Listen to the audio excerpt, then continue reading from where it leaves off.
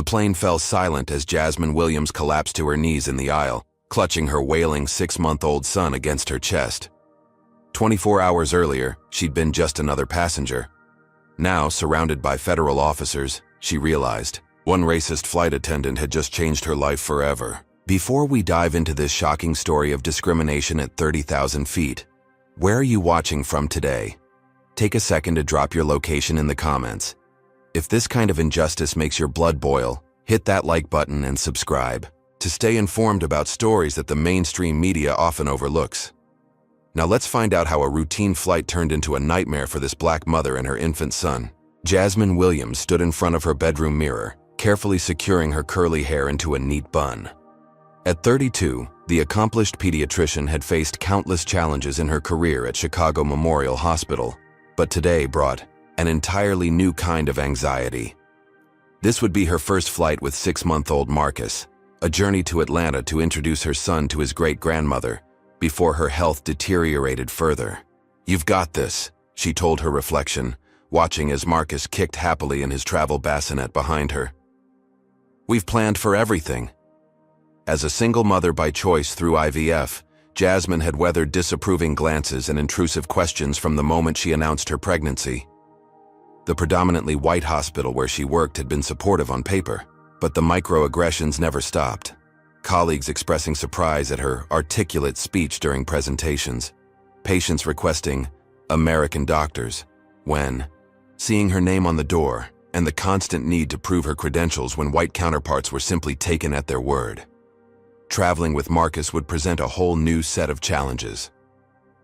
For the past week, Jasmine had researched every aspect of flying with an infant, joining online parenting groups and consulting with her pediatrician colleagues. Marcus had several allergies that required a special formula, which Jasmine had carefully measured into individual bottles, each labeled with feeding times.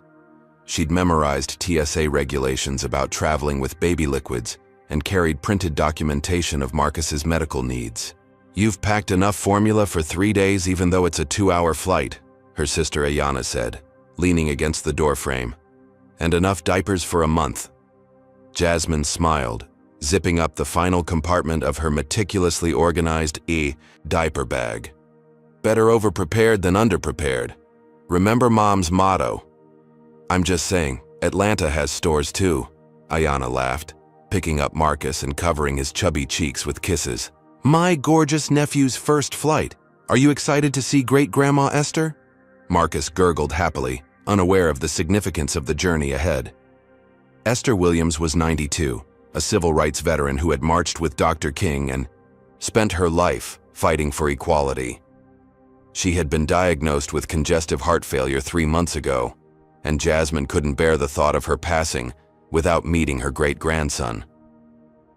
The morning of the flight arrived with an early alarm and a flurry of last-minute preparations. Ayana drove them to O'Hare, the car filled with Jasmine's anxious reminders about Marcus's schedule. "His ears might hurt during takeoff and landing, so I need to feed him then. And if he gets fussy, I have his favorite toy, and the pacifier, and the backup pacifier, and the backup to the backup." "Jazz," Ayana interrupted gently, "you're overthinking this. You're literally a pediatrician. If anyone knows how to handle a baby on a flight, it's you." Jasmine took a deep breath. "You're right, I'm just nervous. Text me when you land," Ayana said, pulling up to the departures curb. She helped unload the stroller, car seat, and luggage, then gave both Jasmine and Marcus tight hugs. "Great-Grandma Esther is going to be so proud of both of you." The first sign of trouble came at the security checkpoint. Despite having all documentation ready, the TSA agent eyed the row of formula bottles suspiciously. "All of these need to be tested," he said, picking up one bottle and examining it. "They're medically necessary," Jasmine explained, presenting Marcus's allergy documentation. "My son has specific dietary requirements." The agent's eyes flicked from the paperwork to Jasmine's face with unconcealed skepticism. "And that's a Prada diaper bag?" Jasmine stiffened. "Yes. Is that relevant to my son's formula?" A second agent approached, glancing at Jasmine's carry-on. "That's an expensive suitcase for just a weekend trip." Jasmine felt her chest tighten with familiar indignation. The implications were clear. How could a black woman afford such items? Must be something suspicious going on. "I'm a physician," she said calmly, though her heart raced. "Now can we please proceed with whatever testing you need to do for my son's formula? Our flight boards in 40 minutes. The agents exchanged glances before calling over a supervisor, who finally cleared the formula after an additional 15 minutes of scrutiny.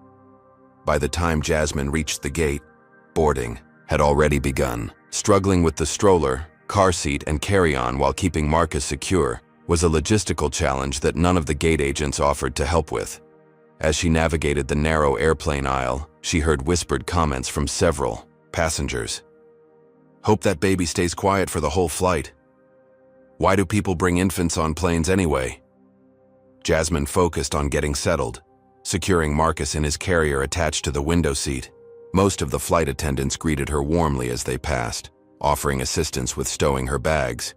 But one, the head flight attendant whose name tag read Veronica Pearson, merely gave her a cold once-over before continuing down the aisle without acknowledgement. Jasmine noticed how Veronica stopped to coo at a white toddler across the aisle, offering the parents extra pillows and a warm blanket. When Jasmine pressed the call button minutes later to request a blanket for Marcus, Veronica sent another attendant instead of coming herself. It was a small slight, something Jasmine had learned to recognize but not dwell on.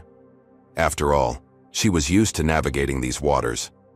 Today was about Marcus meeting his great-grandmother, not about confronting yet another person's prejudice. She settled into her seat, prepared Marcus's bottle for takeoff, and hoped for an uneventful flight. What she couldn't know was that this flight would be anything but uneventful. The next 2 hours would not only test her patience but her very identity as a mother, a professional, and a black woman in America. And it would all begin with a bottle of baby formula and a flight attendant determined to make an example of her.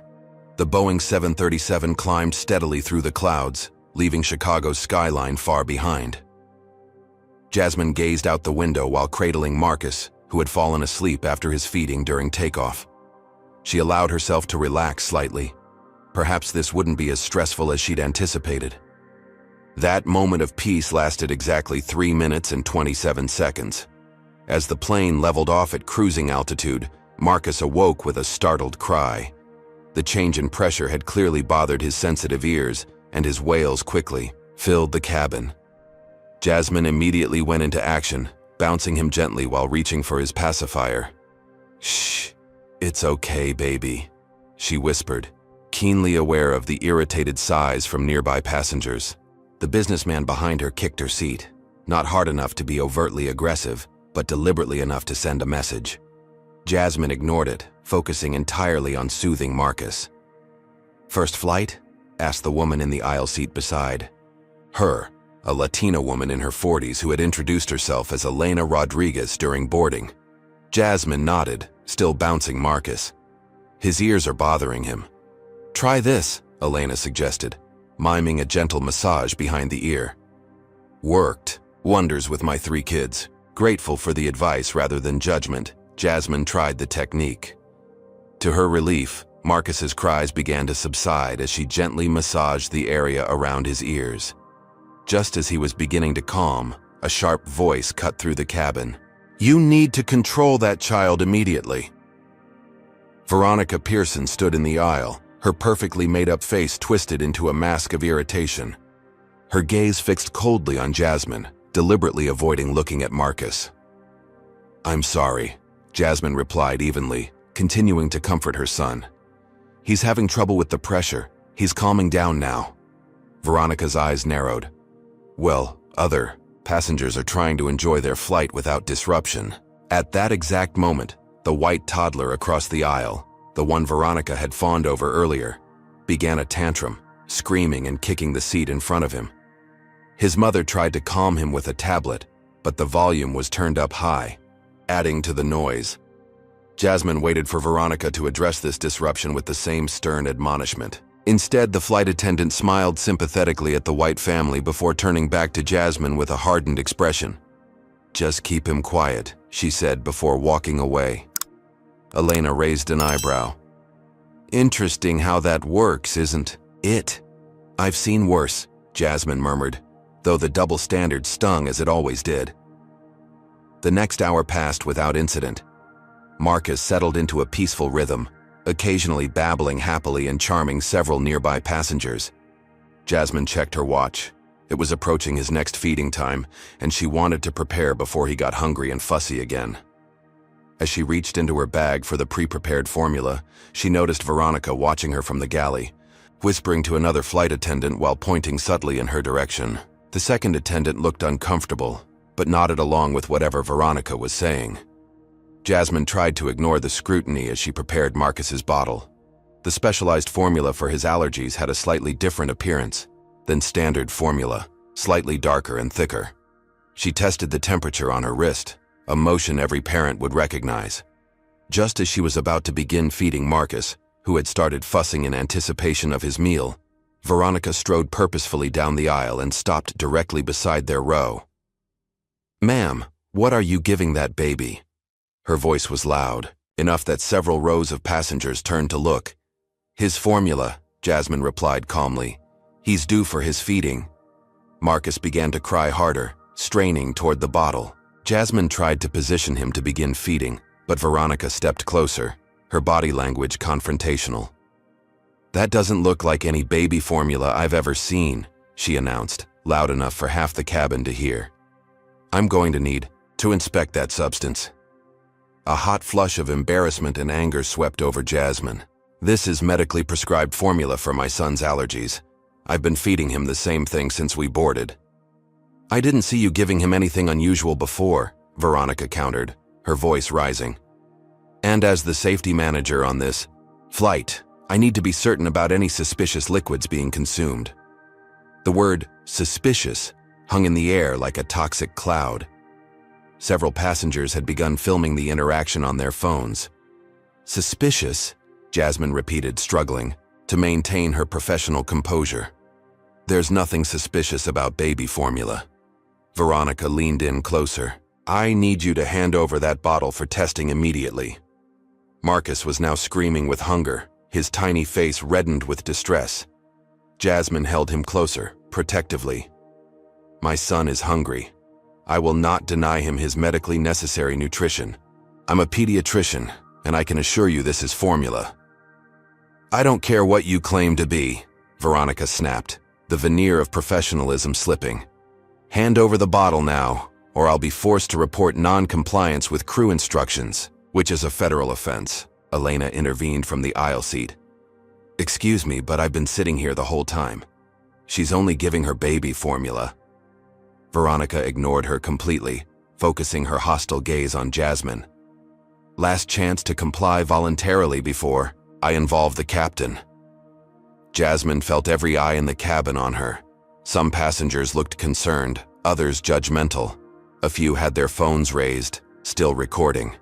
But all she could truly focus on was her hungry, distressed son. In that moment, Jasmine made a decision that would alter the course of the flight and much more.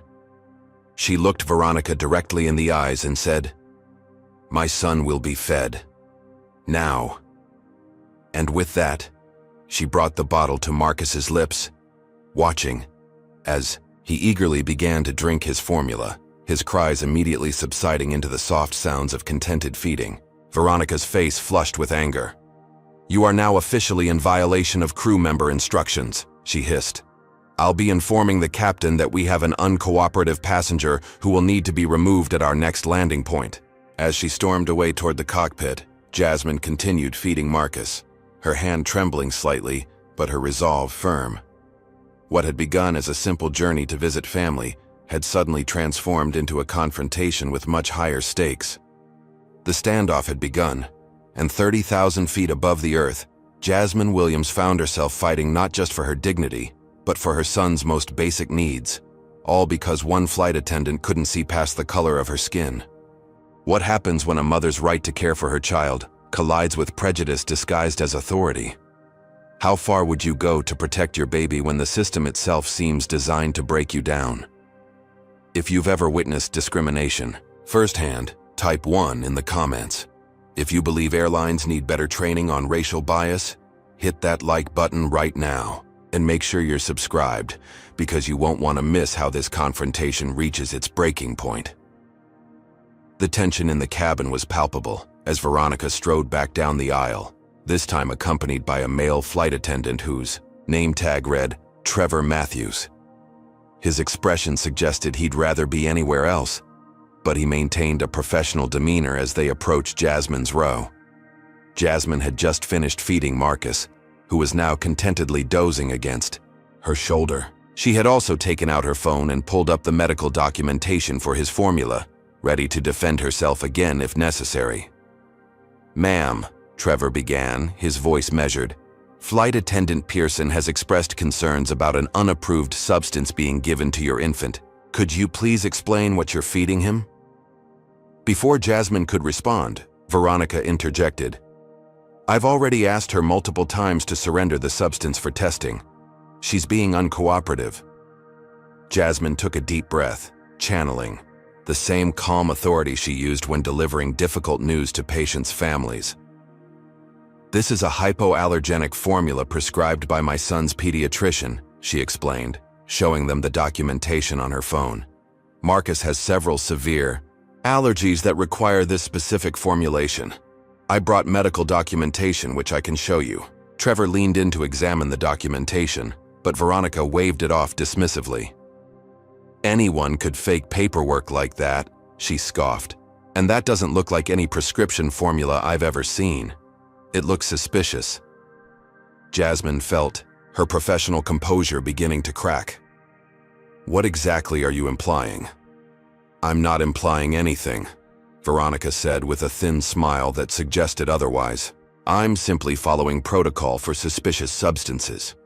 "Is it protocol to harass mothers feeding their babies?" Elena interjected from beside Jasmine. "Or just the black ones?" Veronica's eyes flashed. "Keep out of this unless you want to be reported as well." By now, the confrontation had drawn the attention of the entire cabin.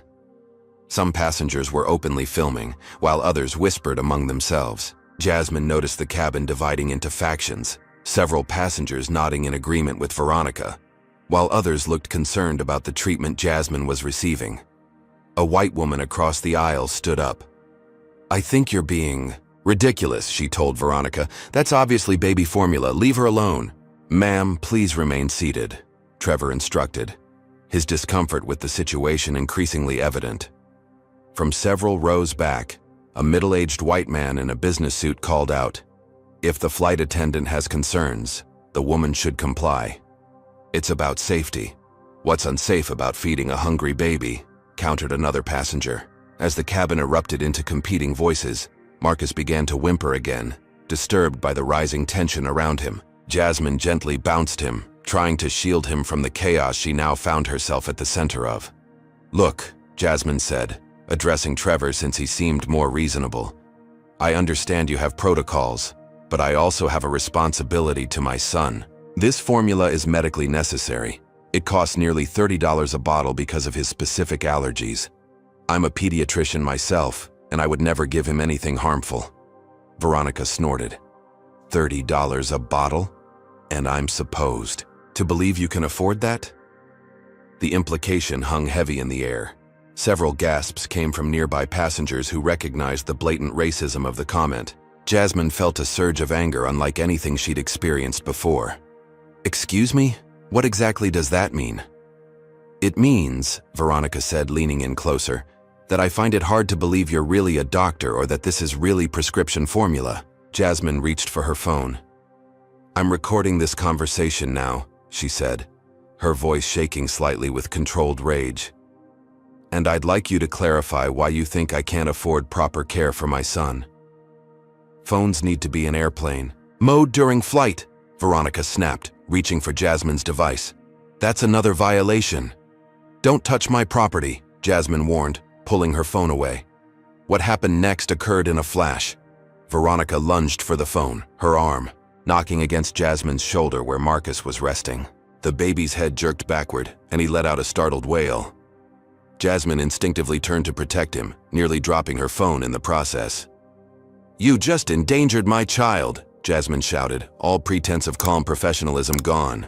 You physically jostled my baby. Trevor moved between them, looking alarmed. Everyone needs to calm down right now. But Veronica was already backing away, her expression shifting from aggression to a practiced victim pose. She's becoming aggressive, she announced loudly. I was merely enforcing the electronics policy, and she became threatening. That's a lie, Elena exclaimed. You reached for her phone and hit her shoulder where the baby was resting. Trevor looked uncertainly between them, clearly out of his depth. Other passengers were loudly taking sides now, some defending Jasmine, others supporting Veronica's version of events. The plane's PA system crackled to life. Ladies and gentlemen, this is your captain speaking. Due to a situation in the cabin, we will be making an unscheduled landing in Charlotte, North Carolina. Please remain seated with your seatbelts fastened. Flight attendants, prepare the cabin for landing. A wave of groans and complaints swept through the plane. Veronica shot Jasmine a triumphant look before leaning in close. Interfering with a flight crew is a federal offense, she whispered. You'll be met by security when we land. As Veronica walked away to prepare for landing, Jasmine felt a cold knot of fear forming in her stomach. What had started as simple discrimination was now escalating into something that could have serious legal consequences. As a black woman being accused of aggression by a white authority figure, she knew exactly how this script typically played out. Elena leaned over. Do you have someone you can call when we land? Jasmine nodded numbly, her mind racing through options. She noticed Elena discreetly slip a business card into her hand. I'm a civil rights attorney, Elena whispered. That woman is way out of line, and you have a plane full of witnesses. Don't say anything to security without representation. As the plane began its descent, Jasmine held Marcus close, her mind racing. She had done nothing wrong except stand up for her son's basic needs. Yet somehow, she now faced the prospect of being removed from a plane by security, possibly even arrested. All because one flight attendant couldn't see past her own prejudices. Would your blood be boiling if you were in Jasmine's situation? Comment 2 if you believe she's handling this with incredible restraint. How much more can she endure before something breaks? And what will happen when this plane touches down in Charlotte? The situation is about to take an unexpected turn that nobody, especially flight attendant Veronica, saw coming. The fasten seatbelt sign illuminated with a soft ding as the plane began its unscheduled descent into Charlotte Douglas International Airport. Through the window, Jasmine could see the sprawling city growing closer, each passing second bringing her nearer to an uncertain confrontation. Marcus had finally settled into a fitful sleep against her chest, unaware of the storm brewing around his mother. Ladies and gentlemen, the captain's voice crackled through the speakers. We'll be landing in approximately 15 minutes. Upon arrival, we ask that all passengers remain seated until further instructions are given. The cabin hummed with tension and whispered conversations. Jasmine could feel eyes on her, some sympathetic, others accusatory. Her hands trembled slightly as she pulled out her phone and switched it off airplane mode, knowing she had precious little time before they landed. You should text someone, Elena advised quietly from beside her. Get support lined up before we land. Jasmine nodded, quickly typing a message to her sister. Flight making emergency landing in Charlotte. Being targeted by racist flight attendant. For feeding Marcus. Might be met by security. Call Dr. Carter if you don't hear from me in an hour. She attached several video clips she'd managed to record during the confrontations, then hit send just as service became available. The message, delivered with a soft whoosh that felt absurdly inadequate for the gravity of the situation. Elena leaned closer, her voice barely above a whisper. Listen carefully. When security comes, they'll try to separate you from other passengers to control the narrative. Don't go anywhere private without witnesses. My cousin works for the NAACP. Legal Defense Fund, I can connect you if needed. Jasmine swallowed hard. Thank you. This wasn't supposed to happen. It never is, Elena replied, a lifetime of understanding in her eyes. But you have rights, and more importantly, you have witnesses.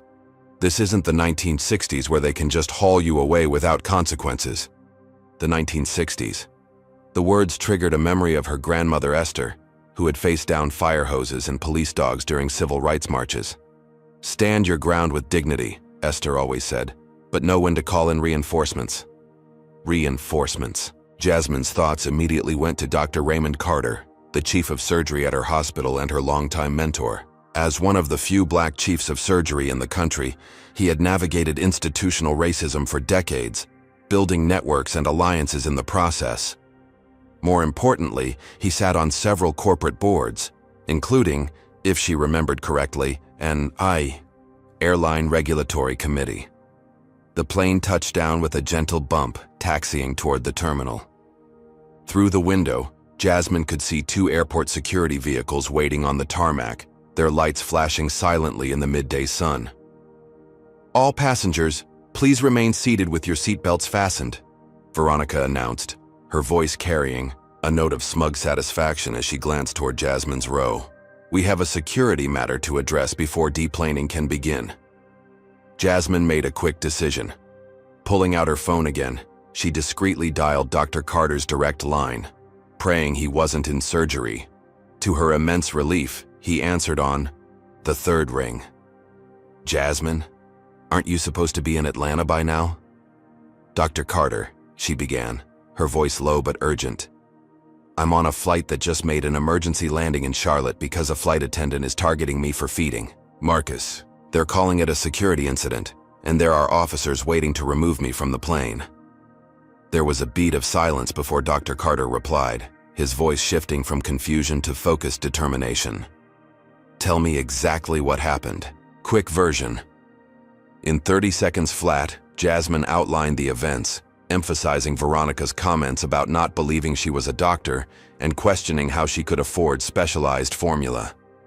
"Unbelievable," Dr. Carter muttered. "But not surprising. Is the baby okay?" "Yes, he's fine, just exhausted from crying." "Good. Now listen carefully, Jasmine. When security boards, tell them Dr. Raymond Carter, board member of the Hospital Association of American Medical Professionals and advisory committee member to the Federal Aviation Administration's Passenger Rights Division, would like to speak with the ranking officer." Jasmine blinked in surprise. She knew Dr. Carter was well connected, but this was beyond what she'd imagined. "The FAA? Advisory committee," he clarified. "But they don't need to know exactly how advisory. Now stay calm, keep Marcus close, and put me on speaker when they approach you." The plane door opened, and 2 airport security officers boarded, followed by a man in a pilot's uniform who wasn't the captain who had been flying the plane. They conferred briefly with Veronica, who pointed directly at Jasmine's row. "That's her," Veronica said loudly enough for nearby passengers to hear. She became aggressive when asked to comply with safety protocols. The security officers made their way down the aisle, faces impassive. Passengers watched in tense silence, many still recording with their phones. "Ms. Williams," the first officer said as they reached her row, "we need you to gather your belongings and come with us." Jasmine remained seated, Marcus still sleeping, against her chest. "My son is sleeping and I've done nothing wrong. Before we proceed, I have Dr. Raymond Carter on the phone, who would like to speak with your supervisor." The officer looked taken aback. "Ma'am, you need to come with us now. You can make calls once we're off the aircraft." "Officer?" Jasmine replied calmly. "Dr. Carter is the advisory committee member to the FAA's Passenger Rights Division and would like to speak with whoever is in charge of this situation immediately." A flicker of uncertainty crossed the officer's face. He glanced at his partner, who shrugged slightly. "Put him on speaker," the second officer said after a moment's hesitation. Jasmine tapped the speaker button on her phone.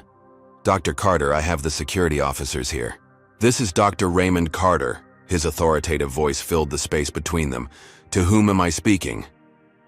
"Officer James Wilson, Charlotte Douglas Airport Security," the first officer replied, his demeanor subtly shifting. "Officer Wilson, I understand there's been an incident involving Dr. Jasmine Williams and her infant son. Before any further action is taken, I need to speak with your commanding officer and the highest-ranking airline representative on site. This situation has serious implications that need to be addressed at the appropriate level." The confidence in Dr. Carter's voice worked its magic. Officer Wilson's posture straightened almost imperceptibly. "One moment, sir." He stepped away to make a call, while the second officer remained watching Jasmine, though with notably less intensity than before. Veronica, who had been hovering nearby, approached with visible agitation. "What's happening? She needs to be removed immediately for interfering with flight crew duties." The second officer held up a hand. "Ma'am, we're following procedure. Please return to your station." For the first time since the confrontation began, Veronica looked uncertain. She glanced between Jasmine and the officers, then retreated toward the front of the plane. Officer Wilson returned after a brief conversation. "Dr. Carter, I have Captain Reynolds, our security supervisor, on the line. I'm transferring you to him now." Jasmine couldn't hear the other side of the conversation, but Dr. Carter's voice remained measured and authoritative as he explained the situation, dropping references to hospital boards, airline stakeholders, and various committees that sounded impressively official. After several minutes, Officer Wilson received the phone back, listened to instructions, then addressed Jasmine directly. "Dr. Williams, we've been instructed to stand by while this matter is investigated further. You're to remain on the aircraft for now." A wave of relief washed over Jasmine. "Thank you, officer. We'll be stationed at the door," he added before both officers retreated to the front of the plane. Veronica watched this development with visible confusion, then hurried to confer with the pilot who had boarded earlier. Their conversation appeared heated, with Veronica gesticulating forcefully while the pilot maintained a more reserved demeanor. The minutes stretched into a half hour. Passengers grew increasingly restless, many voicing complaints about the delay. Some directed their frustration at Jasmine, while others blamed the airline for the unnecessary drama. During this time, Jasmine fed Marcus again without interference, pointedly making eye contact with Veronica across the cabin as she did so. Finally, a new figure boarded the plane, a woman in a crisp airline uniform with executive insignia. She headed straight for the cockpit, bypassing Veronica completely. "What's happening?" Jasmine whispered to Elena, who had remained steadfastly by her side. "Something big," Elena replied with a small smile. "That's not just any supervisor. Those are regional director stripes on her jacket." Veronica stood near the galley, her earlier confidence evaporating as she watched the newcomer enter the cockpit. The power dynamic had shifted, and for the first time since the conflict began, Jasmine allowed herself to hope that perhaps justice might actually prevail at 30,000 feet. The mood aboard the stationary aircraft had shifted from tense confrontation to simmering frustration as the 30-minute mark of their unscheduled ground delay passed. Passengers checked watches, sighed heavily, and peppered flight attendants, except Veronica, who had mysteriously disappeared into the forward galley with increasingly pointed questions. The cockpit door finally opened, and the woman with the regional director insignia emerged, her expression professionally neutral but her body language resolute. She conferred briefly with the security officers, still stationed at the front of the aircraft, before approaching Veronica in the galley. Even from her seat, Jasmine could see Veronica's face drain of color as the regional director spoke to her in hushed but clearly firm tones. The once imperious flight attendant now looked small, her shoulders hunched defensively as she nodded repeatedly. The plane's PA system crackled to life. "Ladies and gentlemen, this is Catherine Wilson, Regional Operations Director for Atlantic Airways. I apologize for the continued delay. Due to an internal staffing issue, all passengers will need to deplane while we arrange for a replacement crew. You'll be directed to a gate where refreshments will be provided, and our team will assist with connection information." A collective groan rose from the cabin, followed by a flurry of questions shouted toward the front. "What about our connecting flights? Will we be compensated for this delay? Is this going to affect our entire travel day?" Catherine raised her hands placatingly. "All passengers will receive meal vouchers and appropriate compensation through our customer service app. Now, please gather your belongings and proceed to exit the aircraft in an orderly fashion. Our gate agents will assist you from there." As passengers begrudgingly collected their items, Catherine made her way down the aisle directly to Jasmine's row. Several passengers glared at Jasmine as they passed, clearly blaming her for their disrupted travel plans, while others offered subtle nods of solidarity. "Dr. Williams," Catherine said quietly, kneeling beside her seat. "I'm Catherine Wilson, Regional Director. I'd like to apologize for what you've experienced today. Would you be willing to remain aboard briefly after other passengers deplane?" "I'd like to speak with you privately." Jasmine glanced at Elena, who gave an almost imperceptible nod of approval. "Yes, that would be fine," Jasmine replied cautiously. Elena scribbled her phone number on a napkin and pressed it into Jasmine's hand as she stood to leave. "Call me if you need anything," she whispered. "And remember, you did nothing wrong." As the last passengers filtered out, Catherine returned to Jasmine's row, accompanied by the security officers who had positioned themselves several rows away, close enough to respond if needed, but far enough to give them privacy. "First, let me be absolutely clear," Catherine began, her voice low but firm. "What happened to you today was unacceptable. We've reviewed multiple passenger videos that were already circulating on social media and conducted preliminary interviews with crew members." Jasmine adjusted Marcus, who had woken and was observing the empty plane with curious eyes. "So you believe me?" "The evidence is overwhelming," Catherine confirmed. "Ms. Pearson's conduct violated multiple company policies regarding passenger dignity, non-discrimination protocols, and appropriate conflict resolution. She's been removed from duty pending a formal investigation." As if on cue, Veronica appeared at the front of the cabin, escorted by a third security officer. She was no longer in uniform. Her flight attendant's scarf and jacket had been removed, leaving her in just the white blouse and dark pants. Most tellingly, her airline credentials were missing from around her neck. Veronica's eyes met Jasmine's. Briefly, a complex mixture of emotions flashing across her face before she was led off the aircraft without being allowed to speak. "Is she being arrested?" Jasmine asked, surprised by her own lack of satisfaction at seeing Veronica's downfall. Catherine shook her head. "No, but she's been suspended pending a full investigation, and her flight privileges have been temporarily revoked. She'll be escorted from the secure area." She hesitated, then added, "I should inform you that the hashtag #DAR Flying While Black is trending nationally. Several passenger videos have already garnered hundreds of thousands of views." Jasmine closed, her eyes briefly. Public attention was the last thing she wanted, especially with her professional reputation potentially at stake. "I never intended for this to become a social media spectacle." "Few people do," Catherine replied sympathetically. "But perhaps some good can come from it. Our airline has prided itself on inclusive policies, but clearly, we have work to do in translating those policies into consistent employee behavior."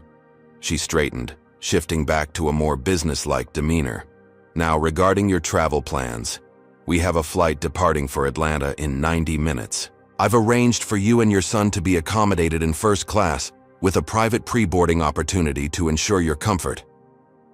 Jasmine considered this. All she wanted was to reach her grandmother without further incident, but she also recognized the importance of properly documenting what had occurred. "I appreciate that offer," she said carefully, "but I'll need formal documentation of today's incident for my records, including an official statement acknowledging the discrimination I experienced." Catherine nodded. "Of course. Our customer advocacy team is preparing a formal incident report. I'll personally ensure you receive a copy, along with a written acknowledgement of the inappropriate treatment you received." A soft knock at the aircraft door interrupted them. A new flight crew entered, led by a black female flight attendant whose name tag read Tanya Green. She approached with a warm, professional smile. "Dr. Williams, I'm Tanya, your lead flight attendant for the continuing service to Atlanta. We're ready whenever you are, and we'll do everything possible to make the remainder of your journey comfortable." The contrast between Tanya's respectful approach and Veronica's hostility couldn't have been more stark. Jasmine felt a small weight lift from her shoulders, not the entire burden of the day's events, but enough to breathe a little easier. As if sensing the change in atmosphere, her phone buzzed with an incoming call. The screen displayed Atlantic Airways Executive Office. Catherine raised an eyebrow but nodded for her to take it. "This is Jasmine Williams," she answered, keeping her voice steady despite her surprise. "Dr. Williams, this is Thomas Blackwell, Chief Operations Officer for Atlantic Airways, came a voice that radiated corporate authority. I've been briefed on the inexcusable incident you experienced on our flight today. I wanted to personally extend the airline's deepest apologies and assure you that we're taking immediate steps to address both the specific incident and our broader training protocols. Jasmine listened as the executive continued, outlining a series of commitments ranging from personal compensation to promises of improved crew training on unconscious bias. The rapid escalation from being threatened with removal to receiving a call from a C-suite executive was dizzying. "While I appreciate your call, Mr. Blackwell," Jasmine replied once he'd finished, "I'm more interested in systemic changes than personal compensation. What specific steps will Atlantic Airways take to ensure other passengers of color don't face similar discrimination?" There was a brief pause before he answered, perhaps surprised by her focus on policy over personal benefit. "A fair question, Dr. Williams. We're implementing mandatory refresher training on unconscious bias for all customer-facing staff, revising our complaint escalation procedures, and establishing a passenger advocacy council with diverse representation to review our policies. I'd like documentation of these commitments as well," Jasmine said firmly. "Of course. We'll have everything prepared before your arrival in Atlanta." He hesitated, then added, "I hope you understand that Ms. Pearson's actions today do not reflect our company values or the behavior we expect from our employees." After ending the call, Jasmine gathered her belongings while Catherine and Tanya waited patiently. As they escorted her through the jetway, Jasmine noticed many of the original passengers waiting at the gate, some with expressions of embarrassment when they saw her, others still filming with their phones. The passenger who had loudly supported Veronica earlier now stared at his shoes as she passed. The woman who had defended Jasmine approached briefly to squeeze her hand in solidarity before backing away from the cameras that had materialized from local news outlets, somehow already alerted to the story. As Jasmine was escorted to a private lounge to await her connecting flight, she reflected on how quickly life could change. That morning, she had been a doctor and mother embarking on a simple family visit. Now she was unwittingly becoming the center of a national conversation about race, authority, and the indignities that still plagued Black Americans in everyday situations. All because she had done nothing more controversial than feed her hungry child. Have you ever witnessed someone being treated unfairly because of their race? How would you have responded if you were on Jasmine's flight? Type 3 in the comments if you believe more people should speak up when they witness discrimination. Hit that like button if you think airlines need better training to prevent these incidents. And make sure you're subscribed, because what happens next in Atlanta will show just how deep this problem really goes. The wheels of the Boeing 737 touched down at Hartsfield-Jackson Atlanta International Airport with a gentle bump, signaling the end of what should have been a routine 2-hour flight, but had instead become a life-altering ordeal. As the plane taxied toward the gate, Jasmine peered through the window and felt her stomach tighten. Even from this distance, she could make out the small cluster of people waiting at the terminal, some holding professional cameras and microphones. "Ms. Green," she called quietly to Tanya, who had been attentive but respectful of her privacy throughout the flight. "Are those news reporters at our gate?" Tanya leaned over to look, then straightened with a grimace. "I'm afraid so. The videos from your earlier flight have gone viral. Over 2 million views on TikTok alone in the last 3 hours." Jasmine closed her eyes briefly, cradling a sleeping Marcus closer to her chest. The viral spread of her humiliation wasn't surprising in the age of social media, but the reality of facing it hit her hard. She had patients who might see this, colleagues, hospital administrators, people whose opinions affected her professional standing. "Is there another way I can exit?" she asked. Tanya nodded sympathetically. "Let me arrange for a gate agent to meet us with a wheelchair. We can list you as a passenger requiring assistance and take you through the service corridors." "Thank you," Jasmine said with genuine gratitude.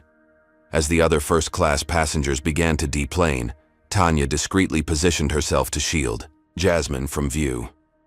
A gate agent soon appeared with a wheelchair, and Jasmine was whisked away through a side door before the main cabin passengers even began to exit. The service corridors of the airport were a maze of utilitarian hallways.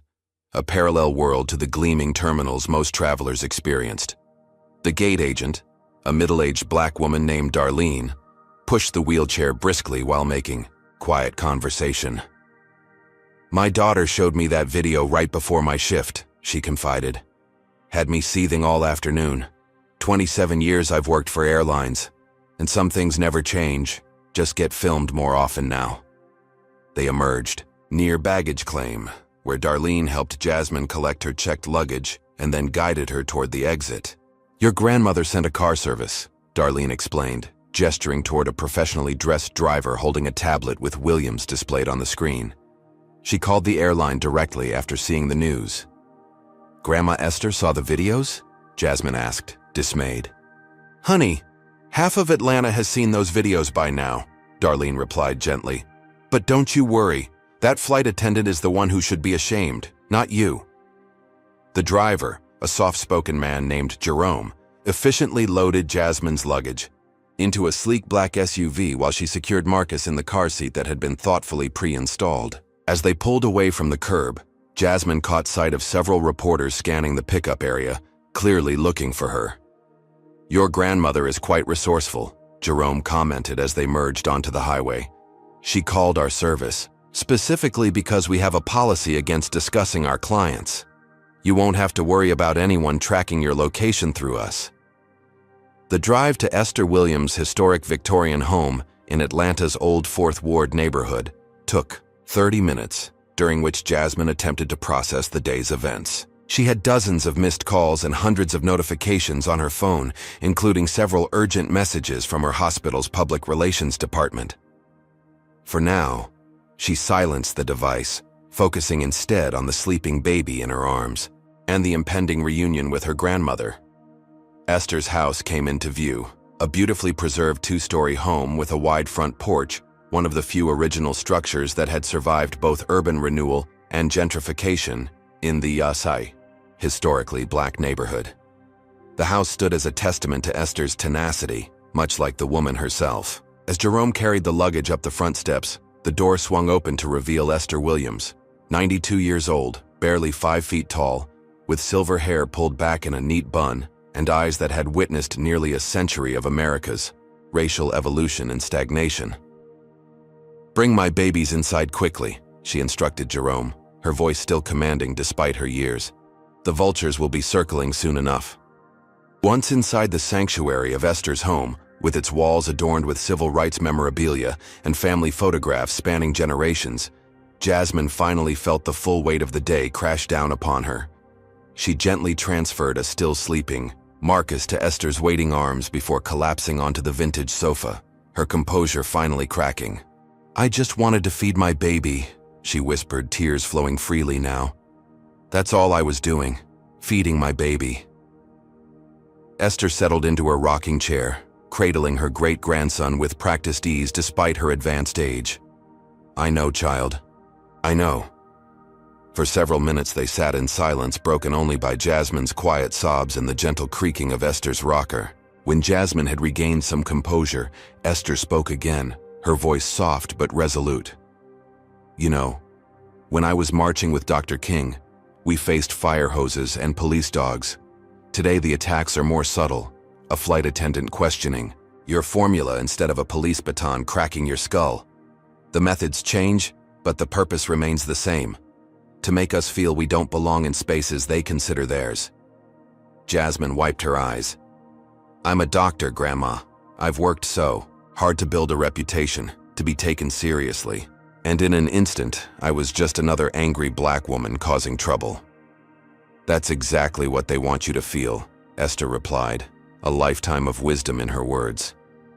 "The shame isn't yours to carry. It belongs to that flight attendant and the system that emboldened her to behave that way." Before Jasmine could respond, her phone began vibrating insistently. Glancing at the screen, she saw her sister Ayana's name flashing. "You should take that," Esther advised. "The world won't stop spinning just because you need a moment to breathe." Jasmine answered the call, immediately greeted by Ayana's frantic voice. "Jazz, thank God you're okay. Your videos are everywhere. CNN, MSNBC, Fox News, everywhere. The hospital put out a statement supporting you. but they've also placed you on paid administrative leave for your protection. What does that even mean? Wait, what? Administrative leave? Jasmine straightened, alarm replacing exhaustion. I didn't do anything wrong. They're saying it's standard procedure when an employee is involved in a high-profile incident that might bring media attention to the hospital, Ayanna explained. Dr. Carter is fighting it, but the board is worried about optics. Optics? Jasmine repeated incredulously. I was discriminated against and they're worried about optics? It gets worse, Ayanna continued. That flight attendant, Veronica something, she gave an interview to some right-wing news outlet claiming she was just following protocol and felt threatened by your aggressive behavior. She's playing the victim, Jazz. Jasmine felt a surge of anger. She physically endangered Marcus. There are dozens of witnesses. I know, but she's spinning it hard, and the airline only put out this vague statement about investigating the incident and taking appropriate action. They're not explicitly supporting you publicly. As Ayanna continued updating her on the rapidly unfolding media storm, Jasmine's phone beeped with an incoming call from Dr. Carter. She promised to call Ayanna back and switched to her mentor's call. Jasmine, Dr. Carter's voice was tight with controlled anger. I'm on my way to Atlanta. The board's decision to place you on leave is unacceptable, and I've told them as much. I've also been doing some digging into this flight attendant's history. What did you find? Jasmine asked, putting the phone on speaker so Esther could hear. 5 previous complaints from minority passengers over the past 18 months, all quietly resolved with vouchers and non-disclosure agreements. This isn't her first rodeo. It's just the first time she got caught on camera. Esther nodded knowingly, her expression grim but unsurprised. The social media response is mixed, Dr. Carter continued. Overwhelming support from many quarters, but also the usual racist trolls claiming you were playing the race card and endangering other passengers. Jasmine thought of Marcus, still peacefully sleeping in his great-grandmother's arms, blissfully, unaware that his simple need for nourishment had sparked a national controversy. How would she explain this world to him as he grew older? How could she prepare him for a society where even a doctor with all her credentials could be reduced to a stereotype in seconds? What should I do? She asked, the question directed as much to Esther as to Dr. Carter. Fight, they answered in unison, neither hesitating for a second. This isn't just about one flight or one flight attendant, Esther elaborated, her eyes fierce despite her frail frame. This is about every black mother who's been questioned, every black professional whose credentials have been doubted, every black person who's had to justify their presence in spaces others take for granted. Dr. Carter's voice resonated with similar conviction. We fight smart and we fight strategic. I'll be there in 3 hours. We'll develop a plan together. As Jasmine ended the call, Marcus finally stirred in Esther's arms, his eyes blinking open to take in his new surroundings. He showed no signs of trauma from the day's events, no awareness that his first flight had become a battlefield in America's ongoing struggle with racism. Looking at him, Jasmine felt a renewed sense of purpose cutting through her exhaustion and fear. This wasn't just about clearing her name or getting justice for one incident. This was about the world Marcus would inherit, and whether he would have to fight the same battles she was fighting now. All right, she said, straightening her shoulders as she gently took Marcus from Esther. Tell me what we need to do. Esther smiled, pride shining in her eyes. First, we feed this beautiful boy. Then we prepare for battle. Has discrimination in everyday situations gotten better or worse in recent years? Do you think social media helps expose these incidents or just inflames tensions? Comment 4. If you believe everyone deserves dignity regardless of race, what would you do if you were in Jasmine's position now? Subscribe to find out how she transforms from victim to advocate as the airline industry faces a long overdue reckoning. The week following the flight incident unfolded with the intensity of a hurricane, with Jasmine squarely at its eye.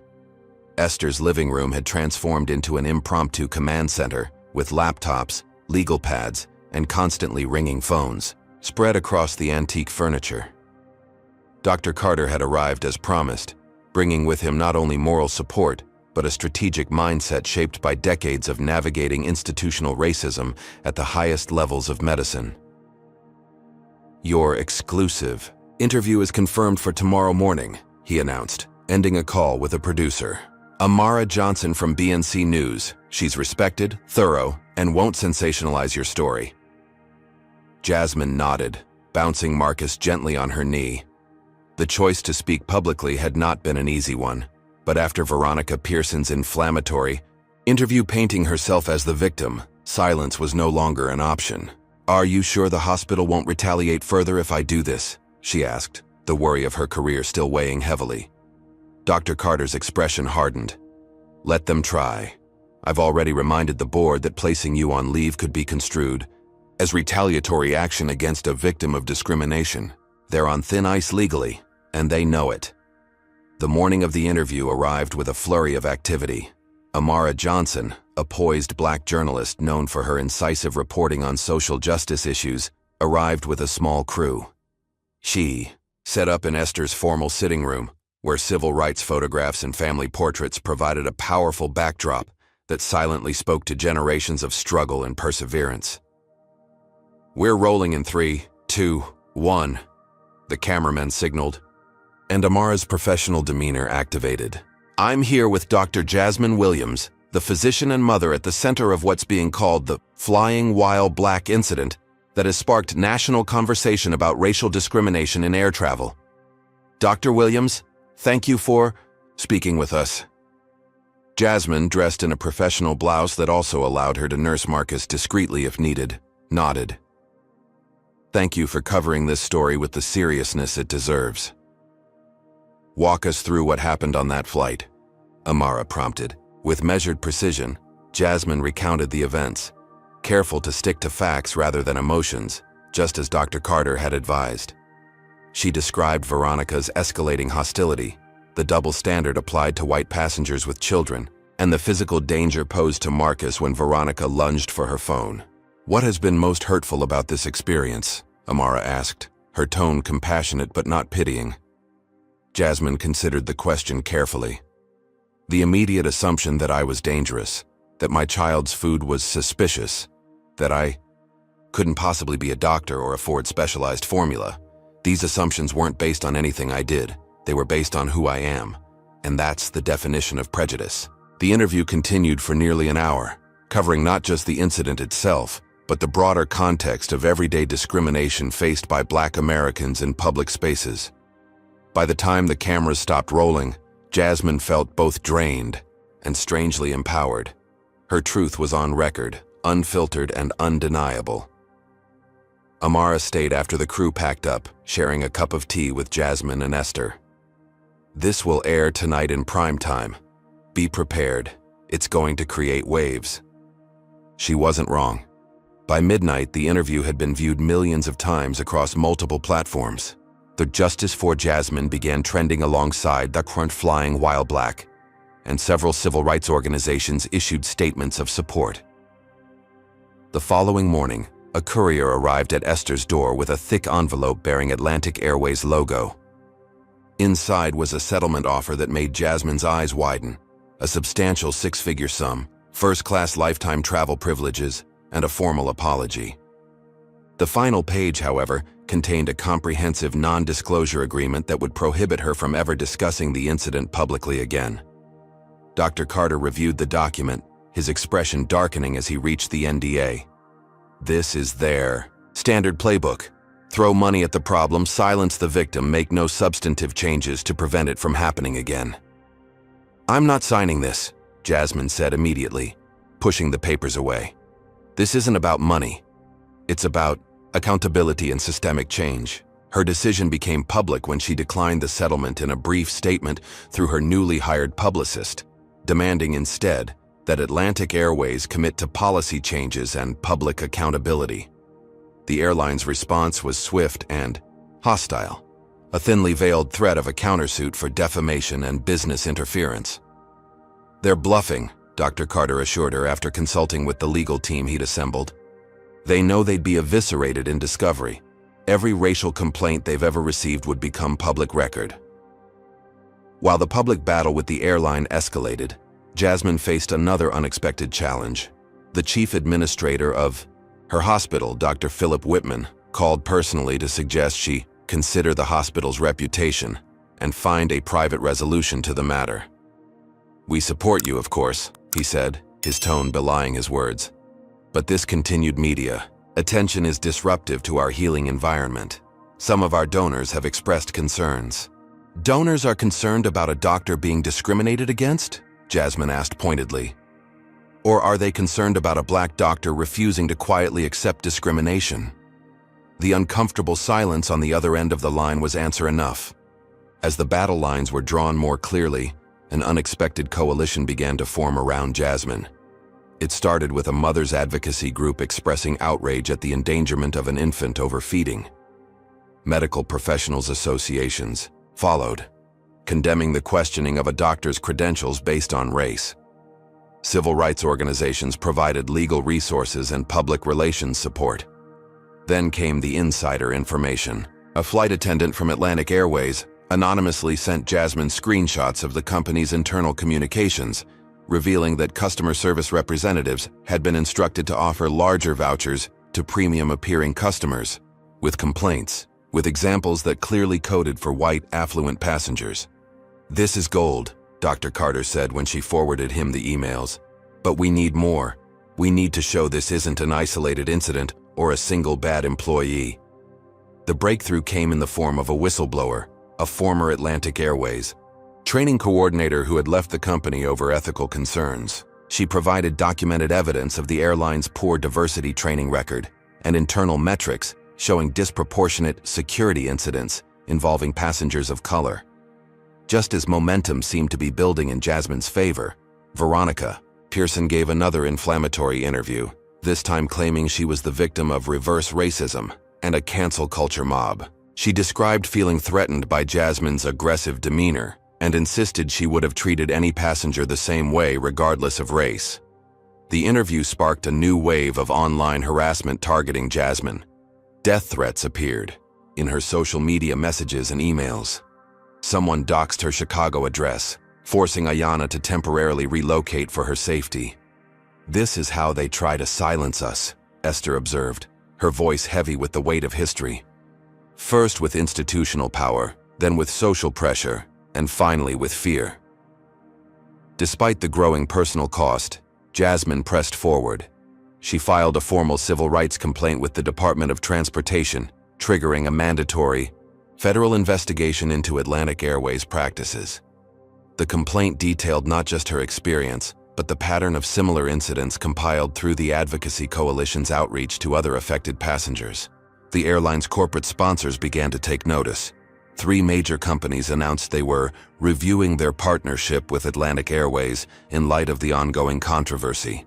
The pressure mounted further when a group of influential Black business travelers announced a boycott of the airline until meaningful changes were implemented. Finally, after weeks of resistance, Atlantic Airways CEO Gregory Montgomery was forced to address the situation in a press conference.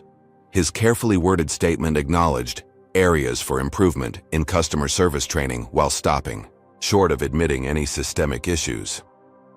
He announced Veronica's termination, but defended the airline's overall practices as industry standard. That evening, as Jasmine watched the press conference replay on Esther's television, her phone rang. With devastating news, Ayanna's voice was tight with restrained tears. "Grandma Esther's doctor called. Her heart condition is worsening. The stress of everything. They're saying she needs to be hospitalized for monitoring." Jasmine felt her world tilting, in focusing on the fight for justice. Had she endangered the very person who had inspired her strength? As Esther was settled into the cardiac care unit later that night, monitors beeping steadily around her diminutive frame, Jasmine faced the most difficult decision of the entire ordeal. Should she accept a partial victory, Veronica's firing, and the CEO's tepid acknowledgement for the sake of her grandmother's health and her own career? Or should she continue pushing for the systemic changes that might prevent other Black mothers from experiencing the same humiliation and danger? As she sat beside Esther's hospital bed, holding Marcus in one arm and her grandmother's frail hand in the other, Jasmine weighed the personal cost against the potential collective gain. Generations of her family had made sacrifices for progress, each advancing the line a little further.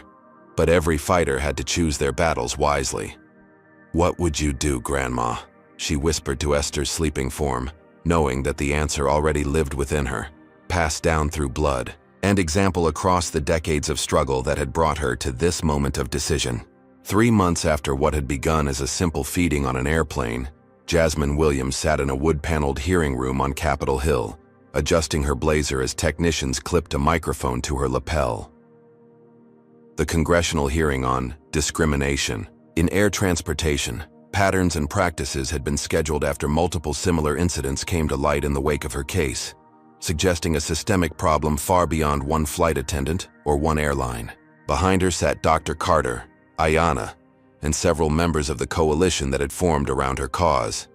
Esther, still recovering but stabilized, watched via live stream from her hospital room in Atlanta, where Marcus stayed under the watchful eye of a trusted nurse.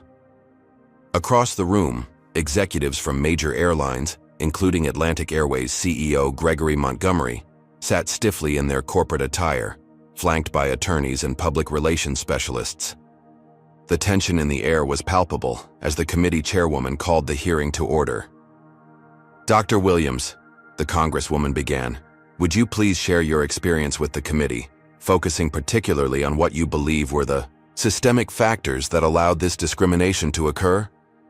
Taking a deep breath, Jasmine recounted her story once more, this time not just as her personal experience, but as a representative voice for the coalition of victims she now led. Dozens of passengers of color who had faced similar treatment, but lacked the resources or platform to fight back effectively. "What happened to me was not an isolated incident," she concluded. "It was the predictable outcome of policies that empower employees to act on bias without accountability, training that fails to address unconscious prejudice, and corporate cultures that prioritize silencing complaints over solving problems." The airline executive shifted uncomfortably as Jasmine presented evidence compiled over months of investigation. Statistical analyses showing racial disparities in passenger removals, internal communications revealing preferential treatment, guidelines, and testimonials from former employees about inadequate diversity training. When Montgomery finally took the microphone, his rehearsed statement about Atlantic Airways' commitment to inclusive service rang hollow against the mountain of evidence to the contrary. Under sharp questioning from committee members, he was forced to acknowledge that the airline had no specific metrics for measuring or addressing racial bias in passenger interactions. "So you can't improve what you don't measure," one Senator Bao observed pointedly, "and you've chosen not to measure this particular problem." As the hearing progressed, the Department of Transportation representative announced a comprehensive investigation into discriminatory practices across all major carriers, citing Jasmine's case as the catalyst. For the first time since the incident began, Jasmine felt the scales of power shifting perceptibly. The hearing marked a turning point in public perception as well. Major media outlets that had initially framed the story as a she said dispute now reported on the systemic discrimination revealed by the Williams case. Editorial boards called for industry-wide reform, and passengers began sharing their own experiences under hashtags like #ProAir Traveling While Black and #CHAR Airline Accountability. Jasmine's role had evolved from victim to advocate, a transition she hadn't sought but embraced with the same dedication she brought to her medical practice. She found herself speaking at conferences, consulting with civil rights attorneys, and meeting with airline industry representatives who were finally beginning to take the issue seriously. The personal cost remained significant. 3 months of administrative leave had disrupted her medical practice, though Dr. Carter had ensured her position remained secure. The constant travel and advocacy work meant precious time away from Marcus during his important developmental months. And Esther's health, though improved, remained fragile, a constant reminder of the stress this fight had placed on her family. Then came a new complication. Veronica Pearson filed a wrongful termination lawsuit against Atlantic Airways, claiming she had been made a scapegoat for company policies. Her lawsuit threatened to drag Jasmine back into litigation just as progress on systemic reforms was gaining momentum. "She's actually doing us a favor," Dr. Carter remarked when the news broke. Her lawsuit will force discovery of internal documents we might never have seen otherwise. He was proven right within weeks. During the discovery process for Veronica's case, a bombshell document emerged. A training manual section that explicitly instructed flight attendants to apply enhanced scrutiny to passengers who appear inconsistent with their stated status or travel class. The examples provided in the manual used coded language that clearly targeted passengers of color, displaying symbols of affluence. The manual's revelation created a media firestorm that forced Atlantic Airways into crisis mode. Other airlines rushed to audit their own training materials, desperate to avoid being caught with similar documentation. Industry associations hastily announced diversity initiatives and bias training programs. For Jasmine, however, the most significant development came in a private meeting requested by Atlantic Airways Board of Directors, without their CEO present.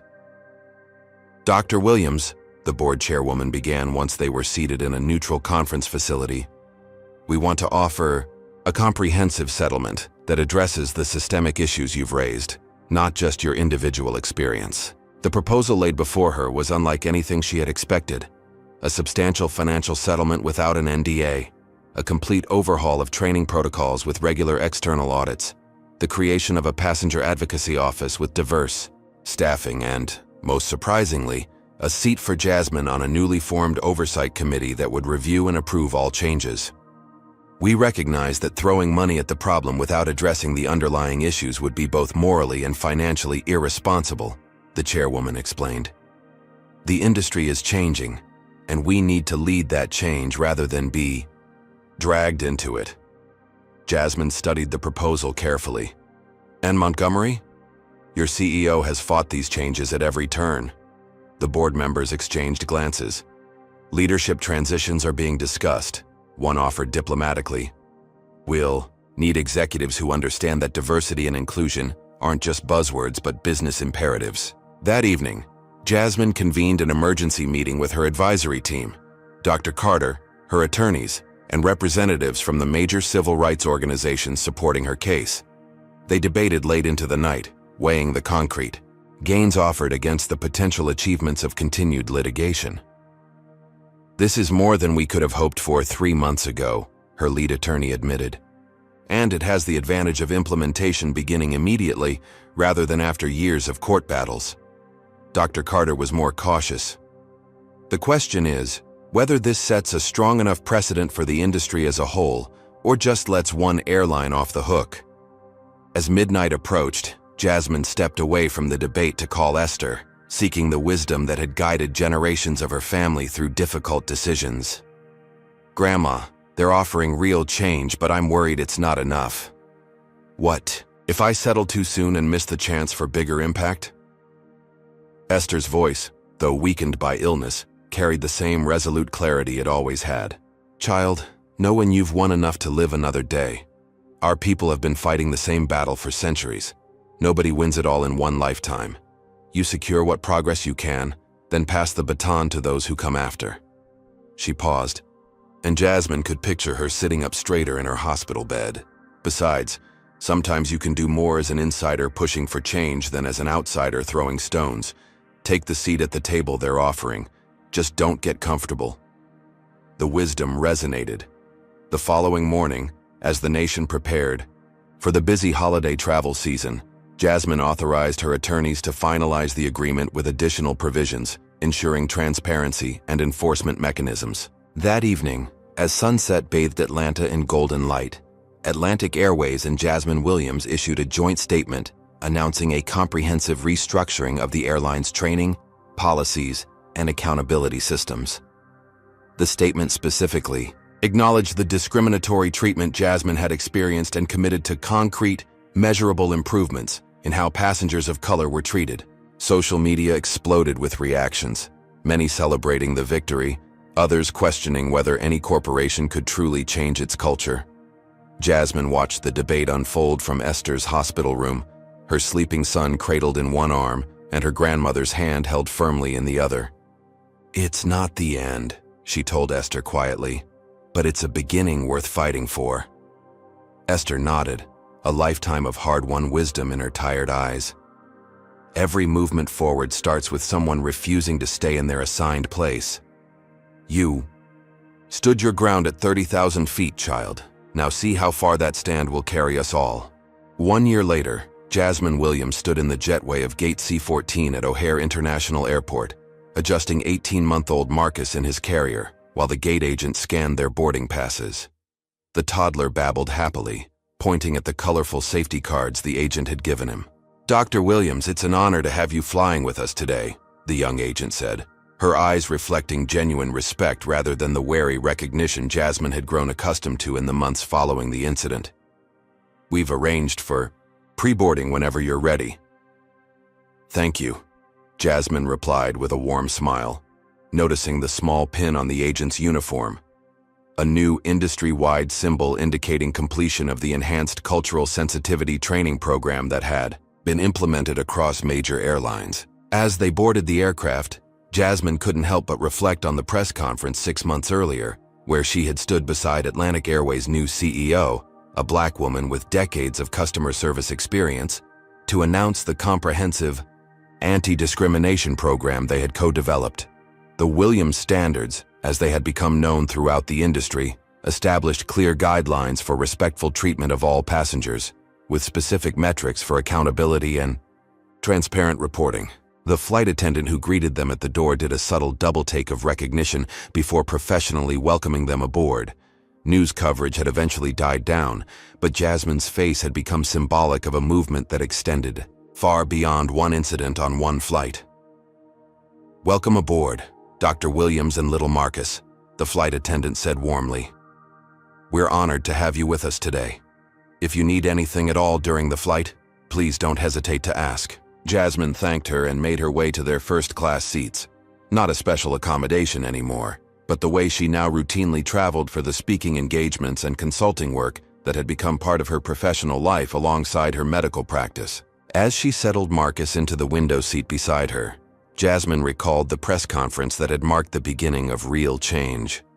She had stood at the podium, nervous but determined, next to Atlantic Airways' new CEO Diana Roberts, a black woman with 25 years of airline industry experience who had been brought in specifically to transform the company's culture. "Today marks not an endpoint, but a beginning," Diana had announced to the assembled media. "The Williams Standards represent our commitment to ensuring that every passenger is treated with dignity, respect, and fairness, regardless of race, gender, religion, or background." The standards included mandatory quarterly training on unconscious bias for all customer-facing staff, clear escalation procedures for passenger concerns, diverse hiring targets for crew and management positions, and, most importantly, transparent reporting of complaint statistics broken down by demographic factors. What had begun as one airline's response to a PR crisis had rapidly evolved into an industry benchmark, with other carriers adopting similar measures to avoid being perceived as lagging on equality issues. The Department of Transportation had incorporated key elements into its regulatory guidance, and consumer advocacy groups now rated airlines partly on their implementation of anti-discrimination policies. Jasmine's thoughts were interrupted by a flight attendant offering pre-takeoff beverages. She recognized the woman as Tanya Green, who had been her lead attendant on the continuation flight to Atlanta after the incident. "Dr. Williams? I was hoping I'd get a chance to say hello," Tanya said with genuine warmth. "How's your grandmother doing?" "Much better, thank you," Jasmine replied, touched by the personal connection. "She's back home and bossing everyone around again," Tanya laughed. "That's wonderful to hear. And this handsome young man has grown so much." Marcus beamed at the attention, offering Tanya one of his toys, which she pretended to examine with great interest before handing it back. As the cabin filled with other passengers, Jasmine noticed something that would have seemed unremarkable before her experience. A young black mother with an infant was being treated with the same courtesy and assistance as everyone else.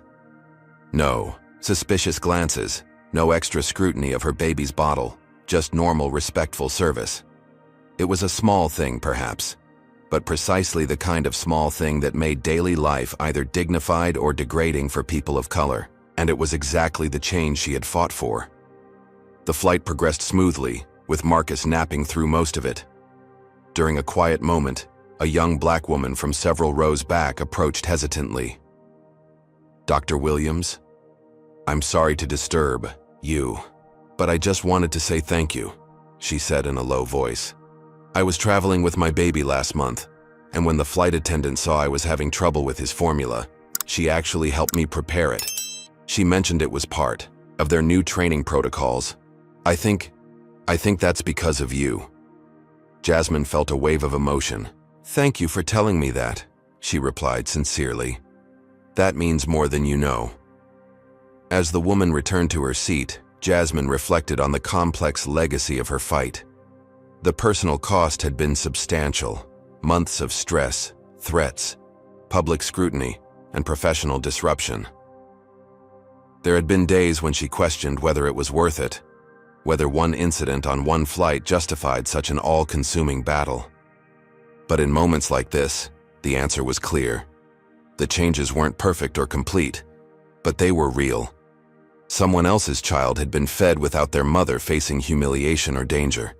Progress measured in dignity rather than dollars. Veronica Pearson had eventually found work with a budget airline after her lawsuit against Atlantic Airways was settled confidentially.